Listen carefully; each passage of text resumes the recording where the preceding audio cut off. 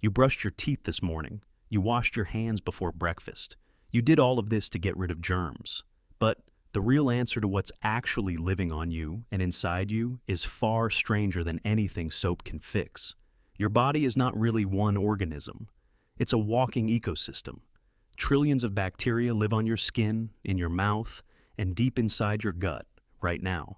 And by some counts, microbial cells in and on your body roughly match the number of your own human cells. Nearly half the population of you isn't human at all. So, what exactly are you? For decades, textbooks claimed microbes outnumber human cells 10 to 1. That number was wrong.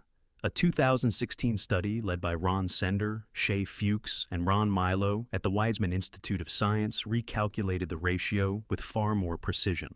Their conclusion? It's closer to 1 to 1, roughly 38 trillion bacterial cells compared to roughly 30 trillion human cells. Read that again. You are not mostly human by cell count. You are essentially tied. And those microbial cells aren't passively along for the ride. They're working. Your gut microbiome produces vitamins your own cells cannot make alone. Vitamin K, several B vitamins, short-chain fatty acids that keep your gut wall intact. How did this even start?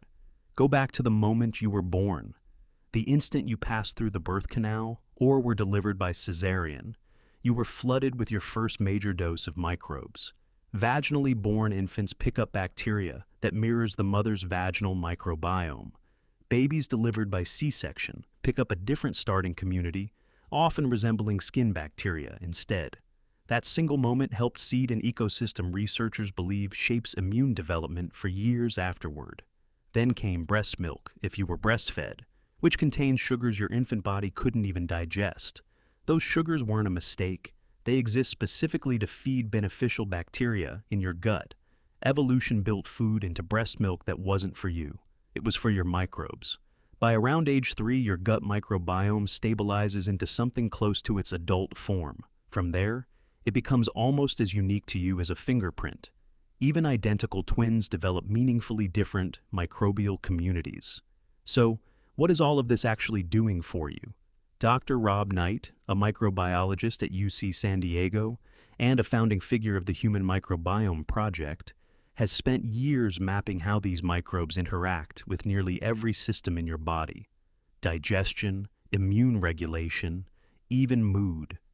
Researchers have identified a communication network called the gut-brain axis. Specific gut bacteria produce neurotransmitters, including serotonin. In fact, the majority of your body's serotonin, by some estimates more than 90%, is produced in the gut, not the brain. Your gut isn't just digesting your lunch. It may be quietly shaping how you feel afterward. This is where antibiotics enter the story. Antibiotics don't distinguish between harmful bacteria and helpful ones. A single course can wipe out large portions of your gut community, sometimes for months. Martin Blaser, a microbiologist at Rutgers University, has argued that rising childhood antibiotic use correlates with rising rates of asthma, allergies, and autoimmune conditions. Correlation isn't proof, but it's built a strong case that disrupting this ecosystem early in life may have consequences that last decades. None of this means antibiotics are the enemy. They've saved more lives than almost any medical invention in history. But you're not cleaning a surface when you take them. You're clearing a forest, and forests don't always grow back the same way. Diversity, more than any single good bacteria, appears to be the real marker of a resilient microbiome. Diets rich in varied plant fiber feed a wider range of bacterial species. Less diversity has been linked to weakened immune defenses and increased gut inflammation. Here's the strangest part. A growing body of research suggests your gut bacteria can influence your food cravings. Certain species thrive on sugar and fat, and some researchers believe they may release signals that increase your desire for the very foods that feed them. So, the next time you crave something sweet at 9 p.m., is that you? Or several trillion bacteria lobbying for their preferred fuel source? The boundary between you and not you was never as clean as it felt.